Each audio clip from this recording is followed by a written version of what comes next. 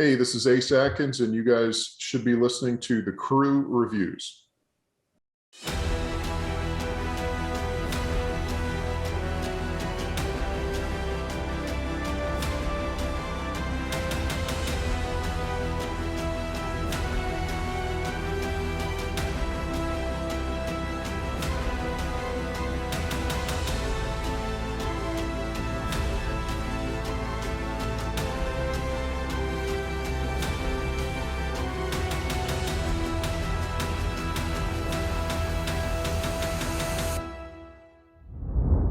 Okay, well, guys, let's raise a glass and welcome Ace Atkins to the Crew Reviews. Hey, welcome, sir. How are you?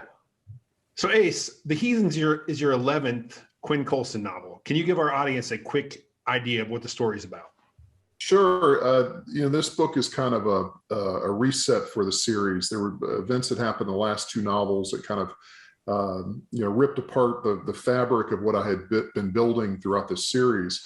So it's almost like a reset button. And my character, Quinn Colson, he's found himself in a much different situation than when we first met him. He's fully entrenched in this community in North Mississippi. He's married now. He has two kids. When he showed up 10 books ago, he really didn't have, he just recently returned from the Army. And this book is with him as the county sheriff dealing with a killing that's tied to possibly a 17-year-old girl, a girl named TJ Bird, who's had brushes with the law. And people instantly think that this woman, TJ Bird, young woman, is involved with the murder, actually killing her own mother. And so this sets off a chain of events. TJ and her 9-year-old brother and two of TJ's best friends go on take off from this county in Mississippi. They end up making a run for it. They feel like they've been kind of blamed for this killing, and really it's kind of a dual story. It's not only, or not just a dual story, but from many different standpoints.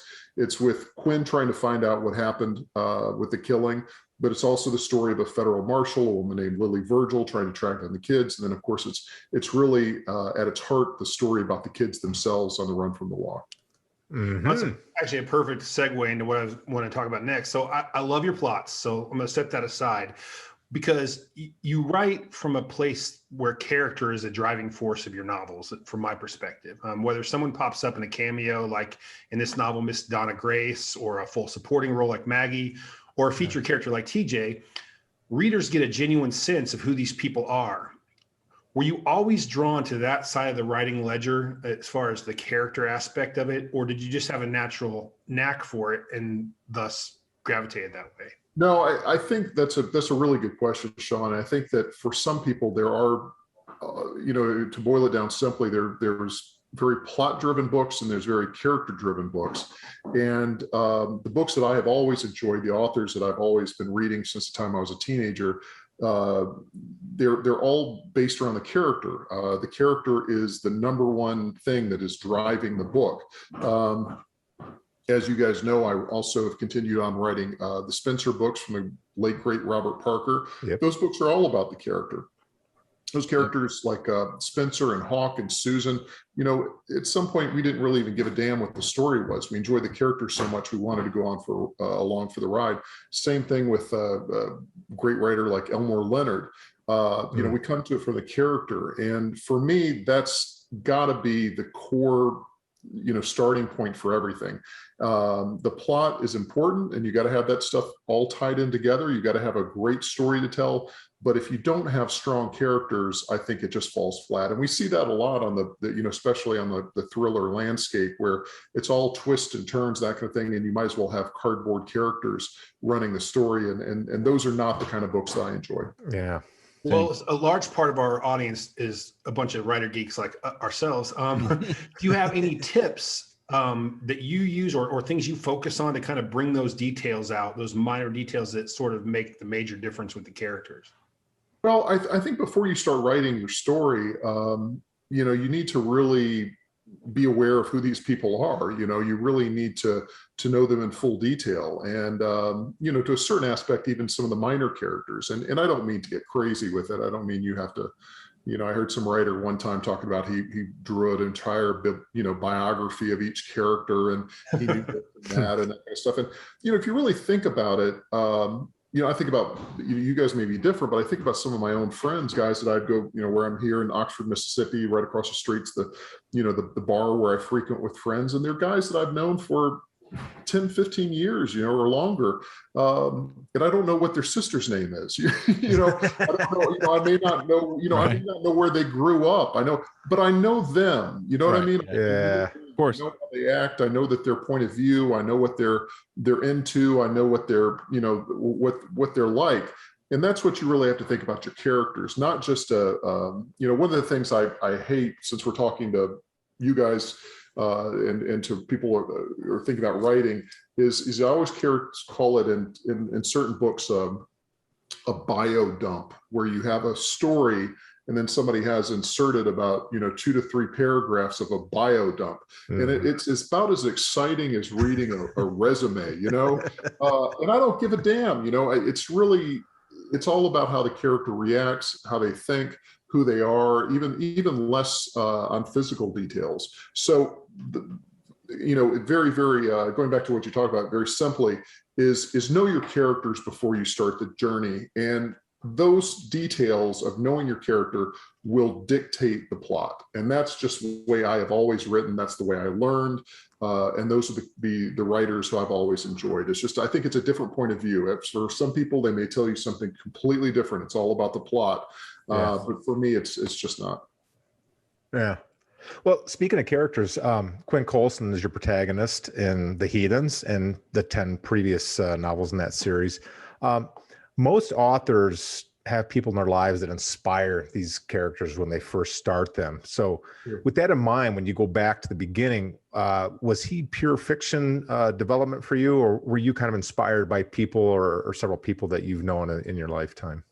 I think for Quinn is when I thought about writing a series, and it was funny when I started writing a series, it was not necessarily on my agenda. I had written 4 novels that were based on true crimes, on actual stories, and I really enjoyed the research. Books are set in the 1950s, the 1930s, the 20s, and so I never considered about writing something in the contemporary world until my editor at the time, who you guys have been to Thriller Fest, the legendary Neil Myron, who's worked with everybody from John Sanford to Clive Cussler, and amazing CJ Box, amazing editor. He said, I really wish you'd write something contemporary. And so I talked to him about an idea I had that was set in 1964, and he said, that's not contemporary. He said, you do something on modern. So, and I didn't really know. I wasn't necessarily interested in getting back into series fiction. I'd done some series stuff early in my career. I found it somewhat limiting. And so the main point for me was to write a character that I would be interested in following for multiple books. And Quinn Colson really came from a point of view of a kind of an archetypal American character. He was Gary Cooper in High Noon. He's like, a little bit like Billy Jack. I love 1970s films, Walking Tall, a lot of Buford Pusser in that story. And so I wanted him to just be the quintessential American hero. And I wanted him to be kind of an average Joe. He was an Army Ranger, but he wasn't like a Delta Force operator and all that kind of stuff. I mean, he'd gone off to war. He'd been a kid. He joined the Army. He came back home. That's it. That's a story. So it was really for Quinn. That was the setup. Now, as far as anyone who is really based on him, Quinn is a unique character that I had an idea for even before I got into the research. But the way I kind of drew in his personal details, what he had been through, his experiences that were very different from mine. I mean, my background is I was a football player, and then I became a journalist, and so very different. But as a journalist, I knew is to talk to people who've been there and done that. And so I was very fortunate to have a good friend of mine who was actually a huge fan of noir tell me that he was in Afghanistan and he was reading some of my true crime books, and he said, if you ever need my help on any Army details, let me know. And I said, well, actually, I'm thinking about writing this series about a guy in the Army. Can you put me in touch with a current Army Ranger? And at this time, this was like 2009, 2010, there weren't a lot of narratives coming out. A lot of this stuff was still classified. Yeah. There was a lot of kind of Vietnam era stories about Rangers, but there really wasn't anything current that was being told. Anyway, he put me in touch with a young lieutenant that had been a Ranger. He had been in the 3rd Battalion. He had been in Iraq. He'd been in Afghanistan. He was about to go into Special Forces training, and he was great. He was wonderful. He opened up to me. He told me a lot of the details and just his personal story, and that gave me a lot of confidence in going to write about Quinn. Quinn is not just a wholly military character, but I felt in order to get it right, I needed to talk to someone who had had those experiences. So that's how he came about. Right. I heard in a previous interview, like not a previous, like one a while ago, that you made mention of you never wanted to write a series, and I wonder if after you wrote the first Quinn book, where you're like, "Yep, I got it, this is it," or were you still like, "Nah, maybe not"? I mean, to be really blunt with you, I have a certain passion for history and classic crime stories and doing research. But I can tell you, a Quinn Colson book is sells a lot more copies. A lot more lucrative. About the Fatty Arbuckle case of 1921. And I think John Sanford said the same thing. Yeah. And so, but I don't mean that I came into it. I don't want to say that I'm being crass about it, or that I love series fiction. Yeah.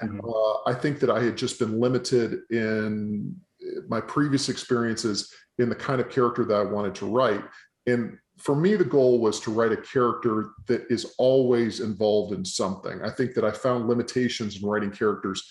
It's like the old tagline in an 80s action movie. This time it's personal. Yeah. I didn't want to do that with every book. This book is personal. I wanted, and guys who, I used to be a cop reporter, and I used to work a lot with the sheriff's office. I still know a ton of guys around here that work in law enforcement, and that's where the stories come from. And there's always something. There's always something going on, and so that's what it was exciting about writing Quinn. Well, Nice. you kind of weave the like the true crime or like real world into your fiction, and in this book in particular, poverty often it gets passed down from generation to generation, but you make a point in the Heathens that TJ Bird, she's caught up in that cycle. But like outside of that rag to riches example, do you think in America, especially in the poor areas, that a person's destiny is most often dictated by their birth? I don't know. That's a hard question. I mean, I've seen different sides of that. I mean, for my own family, I mean, my father, was the first guy in our family to go to college. He was a guy that, worked himself out of, truly my grandfather was a it sounds like I've made this up, but he was a sharecropper and he was a bootlegger. I mean, that was a family business. And so my dad worked and created certainly a better life for me. I did not have to grow up like that. But then again, working and both as a journalist and both as somebody who, again, spends a lot of time just in the world and as a writer trying to observe that certainly there are situations, especially here where I live in Mississippi, where it's damn hard to crawl out of the hole that you were born into. Yeah. And, circumstances do dictate things, and certainly family histories. And in some ways I feel, and I don't mean this is in any way to cross with the amazing talent of these books, but just in my worldview is, these are the same kind of people Faulkner was writing about back in the 30s. For me, these are just the grown-up version. Things have been replaced with social media and cell phone culture and this kind of thing. But the new general store is the dollar store, and people, instead of riding horses or pickup trucks, and so it's the same thing. The cycle certainly, the past is never past for sure. Mm-hmm. Agreed. As I read The Heathens, there was just something was bouncing around in my subconscious, and it finally crystallized. So great writers, they make their characters speak distinctly enough that if you remove the tags, you can know who's talking, and you certainly accomplished that. But you did something else that, at least if at least this is what I picked up on. In the exposition, if the scene was about a certain character, the language style and manner match the character featured in that section. Not the dialogue or the direct thoughts, but the actual exposition. It seemed more literate and straightforward when Quinn in a Quinn chapter, and steeped in colloquialism and slang if it was the Nixes or TJ and the gang. Is that a device you've always used, or is that something that sprung from this series? I think that's just always been my style, and I think that's even going back to my early books is. It comes from, I think, kind of a cinematic point of view where I'm writing from that character, and I really enjoy being that character. This is not I'm not writing this from an omniscient standpoint. I can't stand it when I get letters from readers where they say, well, I cannot believe that person used that type of word or, whatever. And it's just, again, it's just from the point of view of I love to switch up the different point of views and seeing their different worlds.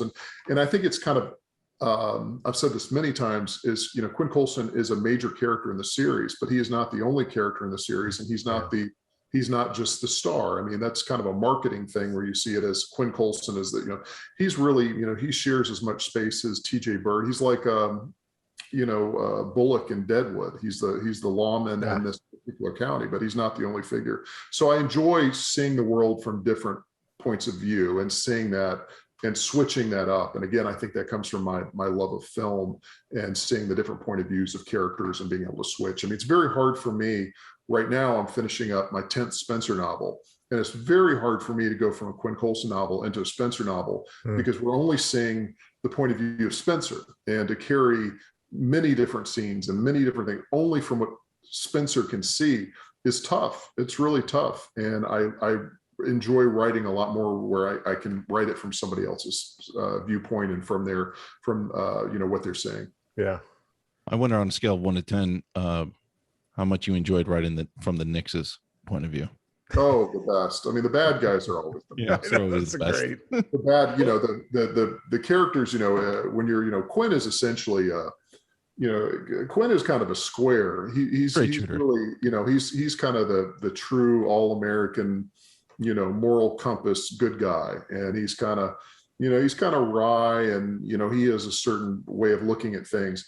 But, when you can write from characters who are batshit crazy, I mean, that's the most fun. There's no limits on what they can think and they can say. And, that offsets everything. And I think that makes the book more interesting. The author gets to live out their alter egos. Sure. I think so. I don't know I know a lot of people like the Nixes, unfortunately. They're all, hopefully we'll not cross paths with any of those guys. Oh my gosh. Talking about batshit crazy, in the Heathens, TJ, she's on the run and she picks up Chastity, pampered rich girl who gets her high from both drugs and likes on social media. And we've talked a lot on this podcast about how social media feels like a necessary evil in today's society. But take us 20 years into the future. What do you think will happen to the kids who grew up needing likes on Instagram or Snapchat or Twitter or whatever else comes next? They probably will be like the people that back in the 90s wanted to get really horrific tattoos. They're going to probably the tribal. You have a tribal? Tribal or the tramp stamp. I'm sure that's probably a very big. That's great now. Yeah, that's probably not going to go well. It's weird. It is really, really weird. And it's being in this business and being in the writing business. You do have to, it is nice to check in with your readers. It's nice to get feedback. It's nice to let them know that a new book is out. I like sharing the world of where I live here in North Mississippi with people who don't know the Deep South. So that's a fun thing for me. But I think it can really dissolve society. And I see this. And I don't see it with just kids. I kind of make fun of kids in this thing, but it's not really the kids that are the worst. I mean, the adults are the worst. And, these days where we can't even go to a restaurant with people conversing and they're just sitting on their phones, it's a really, it's a sickness, it's a crazy addiction that Americans have. I try to stay off it as much as I can, but it was impossible to tell this story of kids on the run without involving social media. Yeah. And I try not to involve that much technology in my books, mainly because, I just don't like writing those type of procedural books that are all about, CSI and that kind of thing, which is really, here in Mississippi, there's not a reality. The reality is things are much more old fashioned, but it was impossible to tell this story without the kids trying to get out the truth through social media. But it's a shame where people are, it's, I don't know if you guys watch the show Black Mirror, but it's like Black Mirror where people are judging their self-worth on how many likes and followers and all that. At some point, you just have to, divorce yourself from that because it could make people crazy. It's funny. I catch my kids doing that. Well, they'll show me like, Dad, look how many likes or whatever I got on this thing I posted. I'm like, yeah, that's great. And all I said, and then, we have a no tablet policy while we're eating dinner together. But I'm just like, man, I'm like, oh, am I doing my kids wrong here by letting them do, videos where they get all these likes, and that's kind of what they only care about. Like, how many numbers? Oh, look at this number. I have this many likes now. I'm like, man, am I screwing up here or what? What am I doing? Well, I have to explain to my kids sometime the idea of the kitchen phone and the fact that was just what we had. If somebody needed with the 30-foot cord, the 30-foot cord, and it's hard for them to wrap their head around this idea, but it's corrosive. I think it also, I think just for your audience, I don't think it's great for writers, because I think the more that you get involved in that stuff, it takes away from what we're trying to do, which is telling stories. It's just making people, and unfortunately, I hope it's not, I see the effect of social media and with people's obsession with this, with films. I mean, that's why we're getting such really terrible movies on Netflix, where you're watching movies that are made for people who don't watch movies. And I hope we don't enter a realm with books where we're writing books for people who are not paying attention. Yeah. So, that could happen, but. Yeah, it's true. I mean, we have to use social media so people watch this show. I mean, it's something that we I use it too. I don't mean to, I'm not saying that definitely it's just part of the job, but at some point it is nice to, even though what we're doing, but we're talking here, we're interacting. Yeah, right. That's a nice drinking. Technology in this way. This is cool. This is great. We can, we're not in the same place, but we can have a virtual drink and sit down and talk and whatever. But when you're sitting and hitting your phone 1,000 times, that's not healthy. It's distracting. That's what I was gonna say is we have to do it, but like I think we've learned that, okay, these times of the day are the day we're going to approach social media. It's going to be very strategic and then the rest of the time we're going to try to, push it off because we're all trying less is more. Yeah. And I do try to, here in my office, I try to turn that stuff off. When I'm working, it is impossible for me to create a compelling scene that is going to bring a reader into it if I'm sitting there on Twitter checking stuff. I work to when I get to my office, I try to really focus my attention on what I'm doing. Well, let's go back to a young Ace Atkins here. So I went to Mizzou at the time, 1,000 years ago. It was the #1 journalism school in the world. And the football players that I knew there weren't really into journalism so much. That wasn't really their shtick. So had you always leaned towards reporting and or writing for a living? Was that something you envisioned as a kid? I always leaned towards writing. I have to admit, journalism came to me late, but I'm very glad that it did. I think it was something that I knew that it was a way of getting training to become a writer. And I figured it was a great way of getting training to be a writer. So going way back in college, I was definitely a crazy reader. I was reading many of the books you see back here, John D. McDonald, Robert B. Parker, Elmore Leonard, Ross McDonald, Hammett Chandler. And this is just, I always wanted to, and I wanted to write a particular kind of book as well.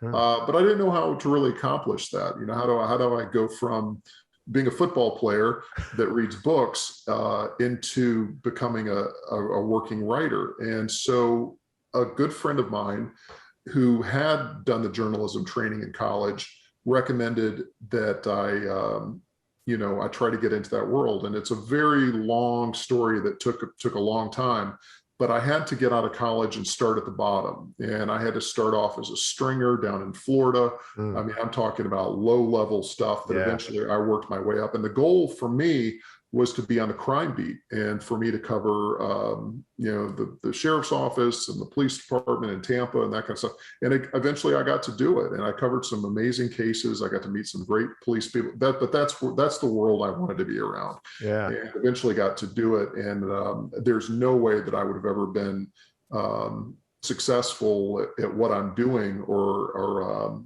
authentic had I not had that experience. So I'm very grateful for it, because that doesn't really exist anymore. I mean, I can't really give that advice to young writers these days, because the world I got into, I was kind of at the last gasp of the old newspapers back, before the internet put them out of business. Yeah, right. You sort of answered this earlier the way I initially was going to ask it, but I'm going to ask it a different way. So writing 2 novels a year takes, aside from the talent to create on that scale, takes extraordinary discipline, takes time management. Are you 100% focused on one project at a time, or do you skip back and forth? And part 2 of that question is, aside from the first person or the omniscient point of view versus the non-omniscient point of view, how hard is it to get into the headspace of Spencer when you've just spent several months in, and I'll mispronounce this, Tippecanoe County? Tippecanoe County. It's hard. It's hard. And I appreciate you saying that about how disciplined I am and everything, because there's certainly some days that I do not feel that way whatsoever. I've got good days and bad days. I think it goes back again to being a newspaper reporter when you had to really suck it up and hit your deadline. And what I do is I don't think it's as hard as, back when I was at the Tampa Tribune, you were hitting, 2-3 dailies a day. You were having to do interviews. You were having to go out to crime scenes. Then you had a feature story so it was really running and gunning all the time. And that was just great training. But there are good days and bad days. There are days that are, today I had a good day. I'm working on the new Spencer novel. It's my 10th Spencer book. Sat down, I kind of knew what I was going to write, but that means tomorrow is probably going to be crappy, but I work. I think the secret for me, what I do is I try to work every day. And when things get tough, I don't just say screw it and leave. And because if you do that, you're going to do that all the time. So it's just really, showing up and spending a lot of time. As far as point of view changes, it's hard. And it's hard to explain to people who aren't writers, because it seems like, oh, that's easy. You're going to write a Quinn book and then you're a Spencer book. And the easiest thing is, it's not the change of locations. I mean, it is a little bit easier for me to write a Quinn book because I'm here in Oxford, Mississippi, and that setting is essentially right outside my window. So, as far as research and detail and that kind of thing, it's very accessible. But it's mainly the character's voice. And, I think that's why I was hired to do, by Parker's Family, is they knew I could do the voice. And if you don't have the voice, then there's no sense in doing Spencer. But getting that voice engaged is tough. And especially after you've been spending some time with some very deeply Southern characters like the Nixes, like TJ Bird and that kind of thing. They some way in the transition of Quinn Colson into Spencer, there is a bleed through where there's some Southernisms that definitely creep into Boston. But then it goes the other way, is occasionally I'll be writing and be in the thick of Boston, and then I'll be writing these characters in Mississippi, and they tell people, that they're, wicked smart, or, they'll have some kind of thing that'll bleed in, and like, that doesn't sound like the South, and I have to take it out. I still can't get over you say you're from Mississippi, and you are, but brother, you don't sound it. Well, he's from Alabama. Yeah, Alabama. True. Yeah, that's right. I'm not from Mississippi. It's funny. I should know that. I don't know. I never really had much of an accent. I never. It's funny. My father didn't either. I don't know what it is, but if I really did the accent, if I were to write phonetically the way that like the Nixes would really speak, the way you could not read it on the page. I mean, the accent is thick, and it is really like if you were able to really capture some of the deep Mississippi accents, it would be very hard to follow. So, and I think in some ways that's what I learned from Bob Parker is Bob, you know, he was a little bit light on the regionalism, and, you know, he would have characters that were Boston characters, but he kind of eased off because the Boston accent and the Bostonisms, you know, from spending last decade there, that can be really thick too. And I think he tried to make it a little bit more accessible to people outside the region. And I try to do the same thing with the South. I mean, it's a pretty good segue into this next question. So, you know, we've had a handful of friends who've taken over other iconic book series after an author's passing. And for a long time now, you said you're working on book 10, but you have 9 out with the Spencer novels following the great Robert B. Parker. So let's go back to the beginning of that. Like when that first opportunity, you know, sprang up, were you uber excited about it, or were you like, don't screw this up camp? Like, which one were you? I was, you know, Parker and he was always an idol of mine. And I had been reading Spencer from the time I was an early teenager. And I don't think I would have been a crime writer and would have gone into this world had it not been for Robert Parker. So that tells you what his work means to me and still means to me. But we were at the same, you know, I told you going back to 2010, I never wanted to write a series. And then by 2011, I'm writing 2. Careful what you wish for. Yeah. But it came to me that we were at the same publisher. And so I had been for 4 novels at Putnam, and Parker had been at Putnam for forever. And I had just started writing I just completed The Ranger. And I think there was something that the folks at Putnam saw that was a similar kind of worldview to Parker, which is not really surprising considering how much Parker influenced what I do. And even though I'm from the South and have a very Southern type characters, I think they saw that I could bring that character, you know, I could get Boston right as a reporter and as a journalist, but I think there was a certain amount of, you know, comedy. There was a certain kind of dark humor that in those books. And so they asked me if I would be, one of the editors, or actually 2 of the editors asked me if I would be interested in submitting 50 pages. I don't know. I know there were other writers who were doing this. I swear to you, I don't know who they were. I know that once it became known that the Parker family wanted to continue Spencer, it was funny when I first was asked, I thought it was going to be Jesse Stone. I didn't think they were going to be doing Spencer. I thought that would go with Bob. I didn't think that Spencer would continue. But he had just kind of started with Jesse Stone. He'd only done 8 or 9 books. And so that's what I thought I was doing. And they said, no, you're doing Spencer. And the editor said, do you want me to send you a box of Bob's backlist so you can get familiar with his style and the stories? And I said, are you kidding me? I said, I own every one of Bob's books, you know, first editions, probably wrapped in, I mean, seriously, wrapped in Mylar, you know, all the way to Godwolf manuscript. And she said, well, how soon will it take you to get prepped? And I said, I'll start tomorrow. And I was writing the sequel to The Ranger at the time. And they said, well, we can keep on track with this, but just, you know, let's see how this goes. And so I wrote 50 pages. This was maybe, I guess, the fall of 2010. And I was very excited about it. I mean, it's kind of a strange feeling to kind of be given the keys to this world, you know, and, you know, that you really are getting into and that you really love so much. But then I turned it in and I got immediately right back into the book that I was writing, which was a book called The Lost Ones. I eventually, you know, immediately got back into Mississippi and Tibaw County and Memphis and that kind of stuff.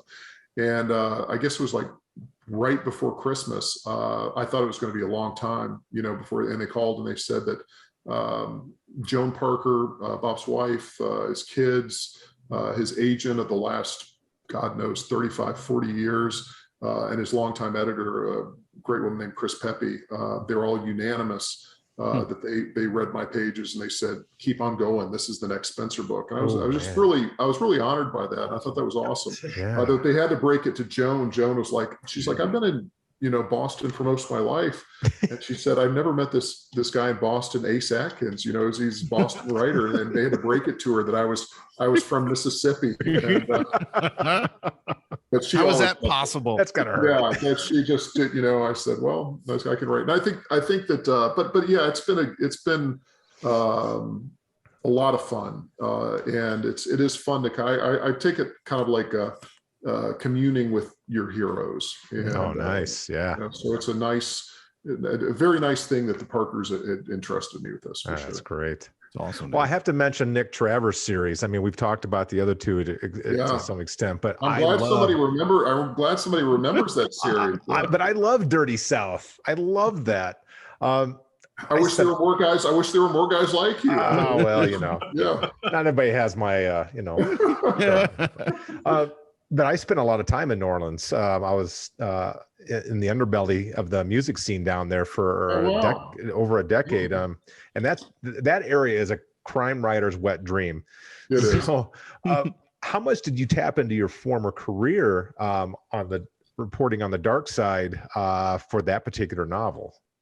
Boy, I had fun with that character. I make jokes about it because, it shows you really how crazy this business is. I published the first Nick Travers book when I was 26, and then I thought, boy, I'm on easy street. I'm going to be writing Nick Travers forever. And there were a lot of business things that got in the way. I jumped publishers. I got a new agent. There was a lot of, I did not get along with my editor at the time, which as I know now as an older writer, I've been so damn fortunate for the past 15, 16 years to have just, amazing editors. And I know how important that is. And had I had like Neil Nyren back in that series, I probably would still be writing that series. But New Orleans is a place, living in the South, it's a place I've grown up, being a part of that world, been going down to New Orleans, and spending a lot of time. At one point, I lived down there briefly, and it's just, you're right, it is perfect. It is like San Francisco. It's a perfect noir city. Yeah. And I thought it really, so I enjoyed that character. I think that character could have, but I think what ultimately, as far as just reaching an audience, things that I took for granted, like with you, is that, if you are a music lover and you're into the music scene, and when I talk about Professor Longhair or Guitar Slim or whatever I get into, that what I'm talking about. But for many Americans and mass readers, they don't know what the hell that is, and they don't have the deep love and appreciation for the music. And I still get messages from people, a lot of people from the UK, and they're like, "Oh, when are you going to write Nick Travers again? I love Nick Travers. I love that." So it was really a combination of those worlds of things I love, which is I love roots music, I love detective fiction. So that was the great starting point for me. But yeah, no, like writing about that world.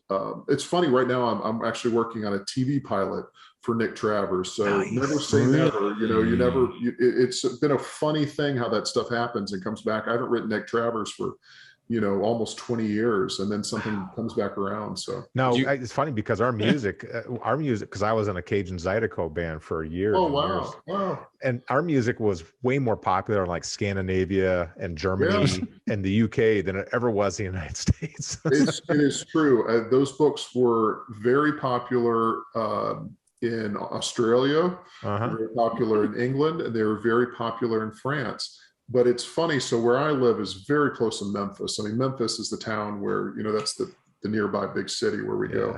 When you're at Graceland and there's, this week is Elvis week and that kind of thing, almost all the people are from other countries. Yeah. So funny. The American music, that people really get crazy about, and the roots music tends to be European. So I think that was probably one of the factors that limited the Nick Travers books. Is people didn't have the appreciation or the love of the music. I wonder if you could do 3 books a year. You already do 2. It's crazy. I don't know for how much longer. I'll tell you. I've been doing it for 10 years, and I don't know. Yeah, that's a rough one. It's a special skill. Well, there's a rule of thumb that people, it's sort of an unwritten rule that people talk about in screenwriting or book writing, is that you don't kill the dog. And that's, luckily Hondo, spoiler alert, Hondo survives the book. I had a Malamute named Hondo, by the way. Great. I But, love it. but you do something that I think is almost as egregious. And there are some Pappy Van Winkle bottles that are in the book. And I just wondered, if you thought maybe that was crossing the line at some point. Well, I felt okay. I did want, it's so funny with Pappy Van Winkle. I remember getting that stuff, and that's like, as you guys know, that's the ultimate bourbon. Holy Grail. The Holy Grail. Yeah. And God knows, 15 years ago, that used to be my annual Christmas gift. One of them for my mom. My mom would give me a bottle of Pappy Van Winkle, which was isn't that the coolest mom ever? That your Can mom I get adopted? Loves you. But Ridiculous. now you can't get that stuff. No. And I did an interview, I guess earlier this year. A friend of mine here in town, a writer named Wright Thompson, had done a book with Julian Van Winkle, the patriarch of the family. Wow. And so I got to interview them and talk to them about the process and the history and that kind of thing. So I felt like I was on a very friendly basis with Julian Van Winkle. So I thought it was okay. But I thought, I was like, I could have the bad guy come in and he could kick this guy, Chester Pratt, in the nuts. But what's even worse than kicking a man in the nuts is probably to destroy his whiskey. I tell you, Bueno, dude. No bueno. Evil and stupid. Well, Ace, you've survived what we call the regular portion of the interview. So we're going to raise a glass for you. It's not portion. Pappy. No. Mine is empty, but I salute you guys as well. Mine's not. No, but we have a little thing we call the lightning round, and it's a little bit less serious. It's a little bit more random. Our mom's my mom raised me, and she said, always think before you speak. This is that portion of the show where you don't necessarily have to follow that advice.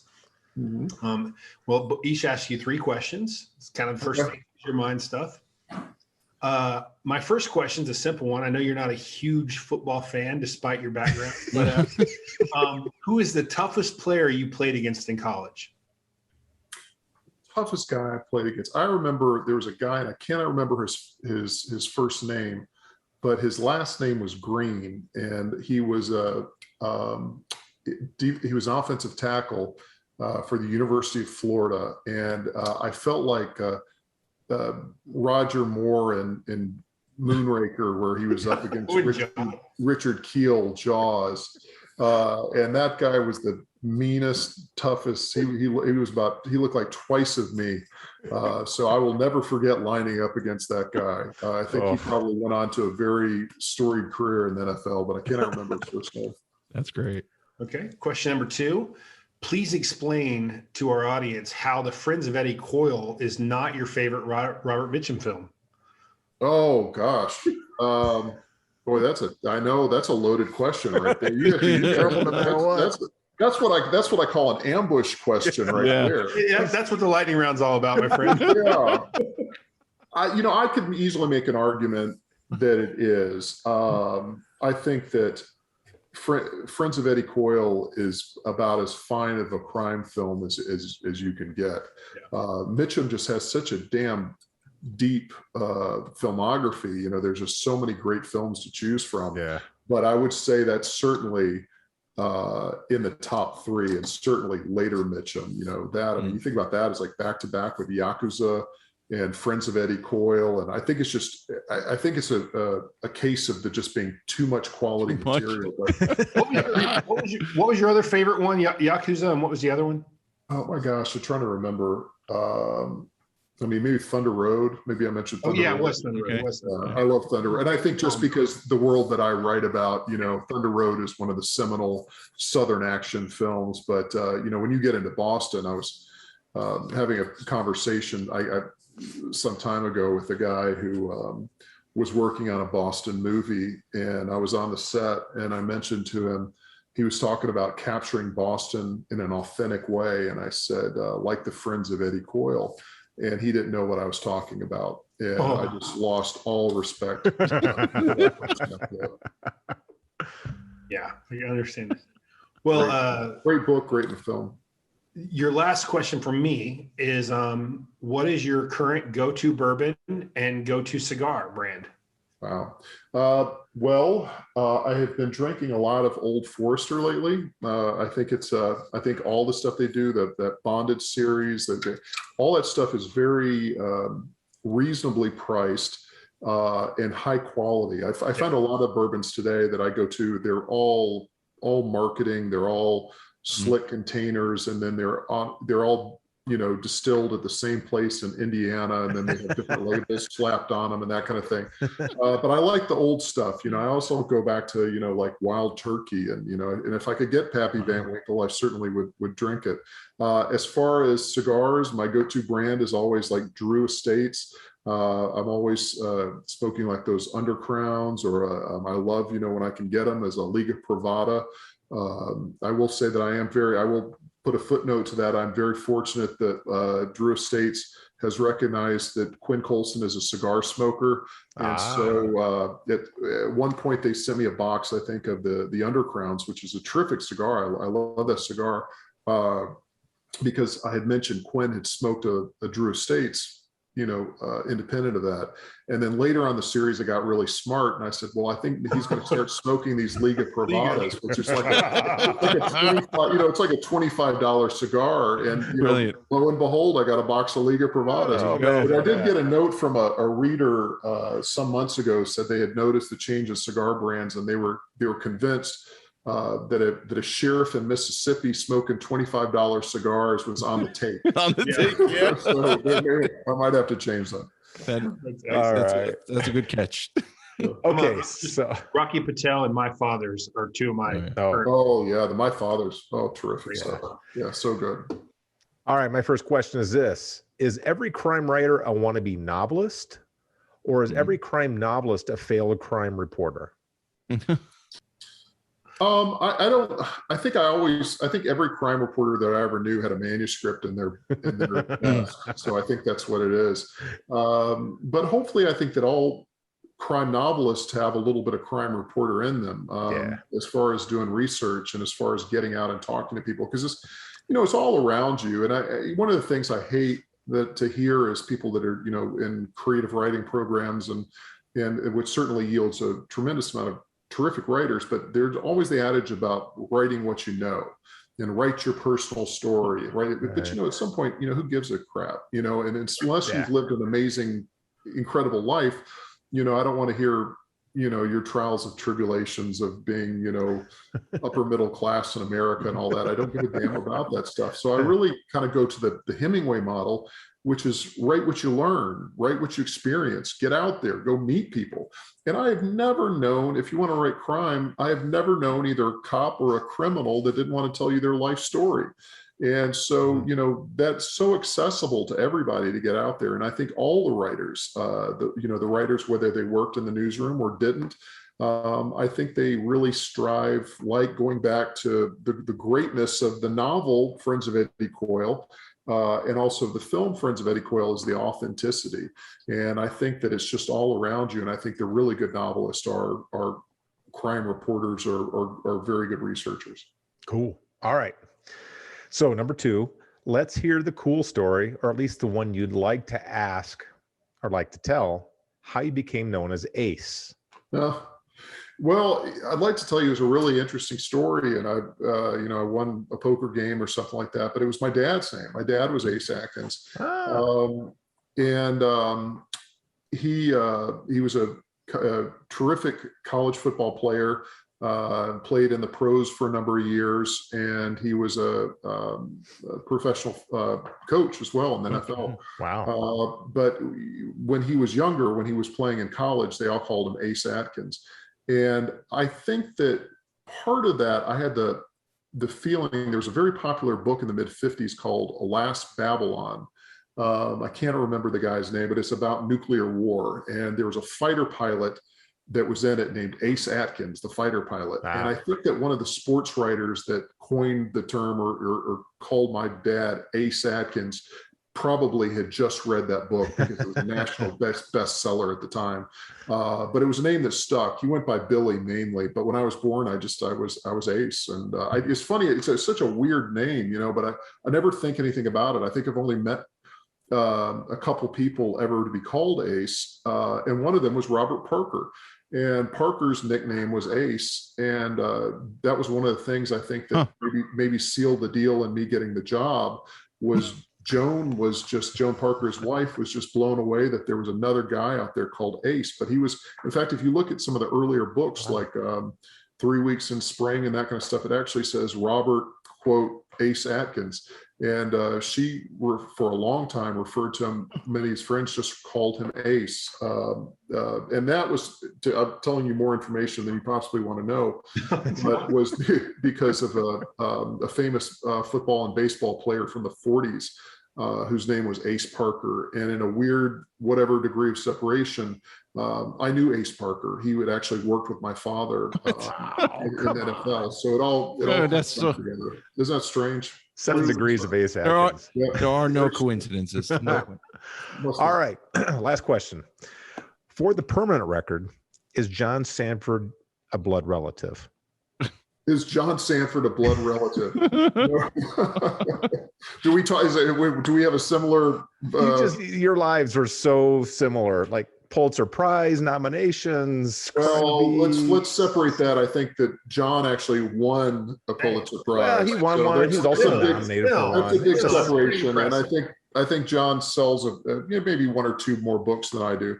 But no, I admire him a great deal. He was one of the nicest guys. I don't know him personally, but he was very nice to provide one of the first blurbs that I got for the Ranger and being supportive of Quinn Colson. So I really appreciate that. And you see that in his writing. You see the detail that he goes to as a former reporter. Yeah, exactly. Out and getting that stuff in there. And those books. I don't know if you know this, but this blew me away. I actually met John at Thriller Fest nice. 2019. Superb guy.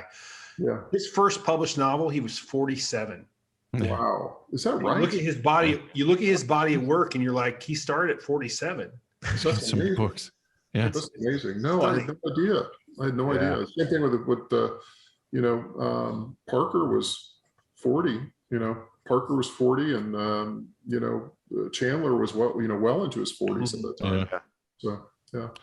All right. I'm the last to ask questions. So, what's the one story from your time at the Tampa Tribune that you can't seem to shake from your head? Oh my gosh. There are so many. And it was, I think it was so funny because I was trying to write, a novel about, Mississippi and the blues and Robert Johnson and that kind of thing. And that was a fine kind of mythic story to get into, but I was surrounded all the time by really violent, crazy shit that was going on. One of those ended up becoming the basis for the Heathens. But there was a weird story as far as, I wouldn't say, haunting, but just bizarre. There was a woman that went missing in this town called Gibsonton, Florida. And if you guys don't know, Gibsonton's very famous because it's a carnival community. And it was the kind of place that the carnies, when they retired, they kind of created their own thing so they wouldn't be freaks. They were all, there was a woman that I covered this as a reporter. There's a lady named Jeannie Tomani. She was the half lady. She was born without legs. There was a guy she married, the guy, Al Tomani, who was the giant. He was almost 8 feet tall. He was huge. There was a woman called the Monkey Woman, all this crazy stuff. And there was a murder that happened there. And it was, the story was that a guy killed his wife and put her in an Airstream trailer, took out a backhoe and buried her somewhere in Gibsonton. And this had been going around forever and ever. And anyway, the story broke when I was covering that beat, and I covered it with my great friend, this wonderful photojournalist named Jay Nolan.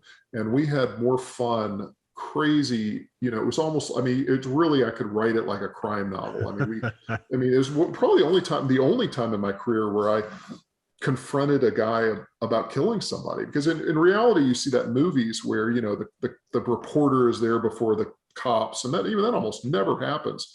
But I had to confront this guy about that. We were kind of one step ahead of the cops, which almost just never happens. It never happened again in my career. And so if I was to write that as a story, I think it would be a pretty exciting tale, and just absolutely bizarre, just with the characters and the people that I met and that world. And there was a guy that was a chimp trainer, and all kinds of great stuff. You can't make that up. You were one step ahead of the cops, but were you on the right path? Was it the guy? Yeah, it was the guy. Yeah. It was the guy, and he had his wife had actually. She had not. Well, this is what complicates it. The wife, they were not legally married, and we had to get through some things because the body was found was a male skeleton that they had found, and so one of the sometimes as a reporter you've got to have to think on your toes. The wife was not a woman. She had not had gender assignment surgery. She was a man. So that would complicate things. Yeah. Man living as a woman. Yeah. But I was working with the real smart ass detective at the time who just did not want to tell me anything. But I was able to get a question in. I said, when you pulled out the body, did the body have any aftermarket supplies on it? And he said, well, what do you mean? I said, was there any silicone found body? He said, that's interesting that you asked that, Ace. He said, there were some silicone bags that were found in the body. So I thought that was an interesting thing. And it ended up, but what happened was, we don't really know fully, but they got into some kind of argument. This woman was killed, and all he was able to get was manslaughter, and or not manslaughter. They could not even make the case on that. It had been so long. They could only get him with improper disposal of a body. And so that was the end of the story. But that's what you learn from being a cop reporter. Is you learn that justice is seldom really a thing, and things don't always work out. But yeah, I mine from that information all the time. That time it was a lot of fun. That's awesome stuff to mine from. All right, so switching gears just a little bit, or a lot. You graced the cover of the 1993 special collector's edition of Sports Illustrated. How bad was the needling you received from your Auburn teammates, though? Oh, they loved it. As far as that I was on the cover. No, that was a cool thing. I mean, obviously, that was very unexpected, but it was that was kind of an awesome time. I thought that maybe that's face down. What's that now? Is it Danny Werfel that's face down? Yeah, Heisman Trophy Award. Yeah. I always like to say that in some way I contributed to his path of redemption and becoming a very I think I haven't met him since that day, but he seems to be a really great, terrific guy. And that was just a weird time, man. We were 11-0 and big game, and that was a lot of fun. Great, it's a great photo. But it is a long time ago. I will say that long time ago. Yeah. All right. So the past couple of days, I've seen several. We were talking social media. I've seen several references on social media from like Jack Carr and Don Bentley about the movie Red Dawn with Patrick Swayze, Charlie Sheen, Emilio Estevez. The Heathens is not in any way similar to Red Dawn, but it got me thinking about one of the actors in the movie and all the roles he's played over the decades. And how it's very similar to one of the characters in your story, Johnny Stagg. So let me ask you: Did you base Stagg in any way on the actor Harry Dean Stanton? I did not, but boy, Harry Dean Stanton would have been an amazing Johnny Stagg. And one of my very close friends here in Oxford, Mississippi, Joe Atkins, no relation, but a very, very close friend of mine, and a guy who's a student of noir, just published this year Harry Dean Stanton's biography. What? And so I got to learn a lot about Harry Dean Stanton. It's a wonderful book, and his name's Joe Atkins who published this, but it's the story of Harry Dean Stanton. But boy, I would have killed to have Harry Dean play Johnny Stagg. I can't think of anyone who would be better. He would have been amazing. I did not create that. Johnny Stagg is really based on some real life crooks here in North Mississippi. It's kind of a conglomerate of many guys. Like there's a lot of Johnny Staggs here in North Mississippi. A lot of those guys, wheeler and dealer types, but boy, Harry Dean, I think you'd be perfect. I always think about actors who are dead to play the roles. People ask me, they say, and same thing with Bob Parker. Bob would always get the question of like, who could play Spencer? and this was, in the 2000s, and Bob would say Robert Mitchum. Mitchum had been gone for a while, and for me, it would probably, who could play Quinn Colson? I would say James Garner. That's I always think about actors. Oh yeah. I love Garner. God, there's that reference you had in the book. I immediately, helped with my picture. So. Yeah. Garner. Oh man, what a cool guy! What an amazing guy. Well, Ace, you've now survived the lightning round too. We really appreciate you coming on the show. Hey, my pleasure, guys. Thanks for having me on. Anything like, anytime that you want to, start drinking early. I mean, this is always a good excuse, isn't it? Absolutely. We'll do a 10 o'clock show next time. Yeah, exactly. We don't need it. But this is a hell of a book. Everybody pick it up. It's a literary thriller is what I would call it, because the writing is kick-ass. And if there was no murders and bodies, it would still be a hell of a book. So, yeah, no kidding. That's high praise. I appreciate that. And thanks, guys. This is a lot of fun. Cheers. Salud. Cheers. Take care. Another great episode of the Crew Reviews with Mr. Ace Atkins and his book, The Heathens. Mm-hmm. Buy this book, buy all his books, and join us every Monday for another great interview on the Crew Reviews. Boys, it begins. This is to you. And to you. And to you. Oh.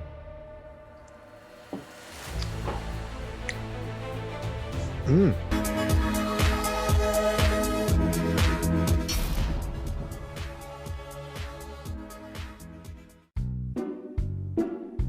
Okay. Oh. Damn it. And here we go. This is the outro for Ace Atkins. And Sean Cameron is wearing his long johns with the flapper in the back. It does look like that. That's funny. It does. Hey, what happened? No. Why is it going? Everybody's laughing. There it is. It's official. And here we go. In 3, 2, and me. Hey, whose typewriter is that? All right, are you done? Can I go? Is Jack Carr missing a typewriter? Here we go. Did you? In 3, 2, go. Yes. Ace was a fantastic guest, but he's an even better writer. Right. Cut it. Yeah, that's right. Because we're gonna. See me. Got nothing after that, huh? Should have said the other way around. Nice guy, but he's a better writer. He's what? All right. He's all right. 3, 2, and If you're not watching the Crew Reviews, then you won't see me talking. However, join us every Monday. I was so close. What are you doing? Just. All right. In 4, 3, 2, game.